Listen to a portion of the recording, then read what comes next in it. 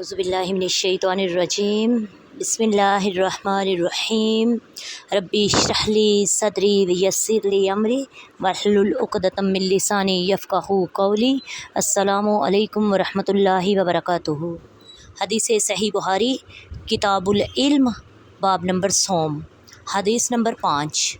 हज़रत अनस बिन मालिक रज़ियल्लाहु ताला अन्हु से रवायत है कि हम नबी करीम सल्लल्लाहु अलैहि वसल्लम के साथ मस्जिद में बैठे थे कि एक शख्स ऊँट पर सवार आया और ऊँट को मस्जिद में बांध कर पूछने लगा, भाइयों मोहम्मद सल्लल्लाहु अलैहि वसल्लम कौन है?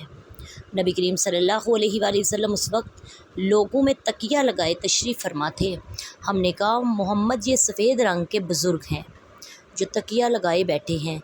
तब वो आप सल्लल्लाहु अलैहि वसल्लम से कहने लगा, ए अब्दुल मुत्तलिब के बेटे। आपने फरमाया, कह, मैं सुन रहा हूँ। वो कहने लगा, मैं आपसे चंद सवालात करने आया हूँ और ज़रा सख्ती से सवाल करूँगा, आप बुरा ना मानिएगा। आप सल्लल्लाहु अलैहि वसल्लम ने फरमाया, ऐसी कोई बात नहीं, जो जी चाहे पूछो।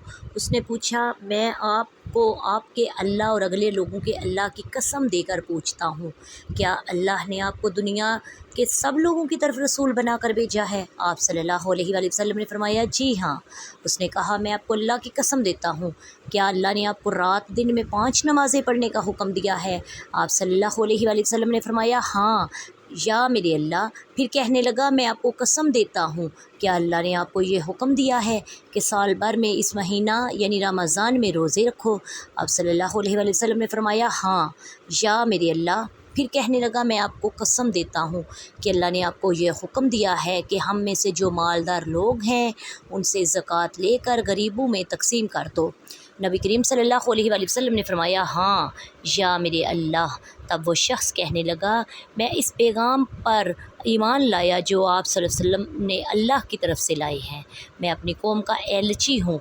मेरा नाम ज़माम बिन सालबा है और मेरा ताल्लुक़ बनी साद बिन बकर से है। वमा अलैना इल्लल बलागुल मुबीन। अस्सलामु अलैकुम वरहमतुल्लाहि वबरकातुहू।